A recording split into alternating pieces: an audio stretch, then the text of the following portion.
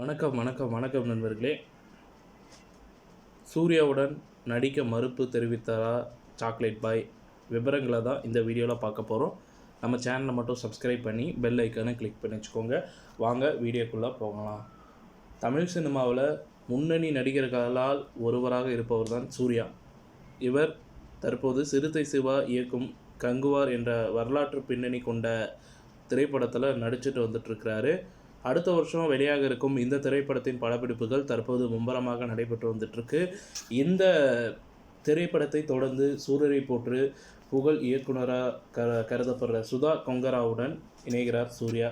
இந்த கூட்டணியின் முதல் படமே மிகப்பெரிய வெற்றியை பெற்றதால் இந்த புதிய திரைப்படத்திற்கான எதிர்பார்ப்பு மிக அதிகமாக இருக்குது. அது மட்டும் இல்லாமல் இந்த திரைப்படத்தில் சூர்யாவோட நடிக்க மற்றொரு தமிழ் சினிமாவின் முன்னணி நடிகரை கேட்டுக்கொண்டதாகவும் அதன் கதாபாத்திரம் அவ்வளவு வலிமையாக வடிவமைக்கப்பட்டதால் அவர் நடிப்பார் என்ற ஒரு சந்தேகம் நிலவி வந்துட்டுருக்கு.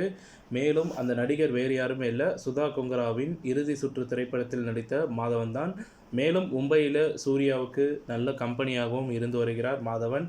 இதனால் அவர் நிச்சயமாக இந்த புதிய திரைப்படத்தில் ஒப்பந்தம் ஆவார் என சினிமா வட்டாரங்கள் கருத்து தெரிவிக்கின்றன.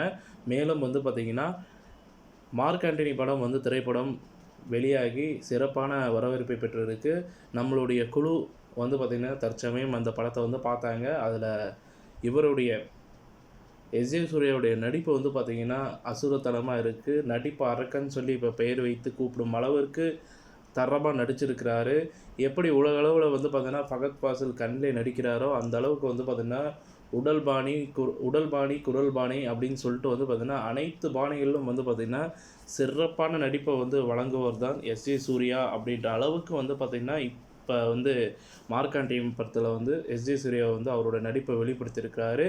ஸோ மார்க் ஆண்டனி படம் பார்த்திங்கன்னா இப்போ அந்த மார்க் ஆண்டனியின் வெற்றியை தூக்கி செல்லும் ஒரு நாயகனாக கருதப்படுவர் எஸ்.ஜே. சூர்யா மட்டும்தான். எவ்வளவோ முயற்சி பண்ணி விஷாலுக்கு ஈடு கொடுக்கணும்னு சொல்லி விஷாலோட அதிகமாக பார்த்திங்கன்னா டஃப் கொடுத்து நடிச்சிருக்கிறாரு எஸ்.ஜே. சூர்யா. ஆனால் விஷாலால் அவரால் பார்த்திங்கன்னா நடிப்பறக்கன் எஸ்.ஜே. சூர்யா அளவுக்கு பார்த்திங்கன்னா ஈடு கொடுக்க முடியல. ட்ரை பண்ணியிருக்காரு, பட் இருந்தாலும் அதில் ஜெயித்தது எஸ்.ஜே. சூர்யா தான். ஸோ இந்த வீடியோ தகவல் பிடிச்சிருந்தா லைக் பண்ணுங்கள், ஷேர் பண்ணுங்கள். மறக்காமல் நம்ம சேனலை சப்ஸ்கிரைப் பண்ணி பெல் ஐக்கானை கிளிக் பண்ணி வச்சுக்கோங்க. நன்றி, வணக்கம்.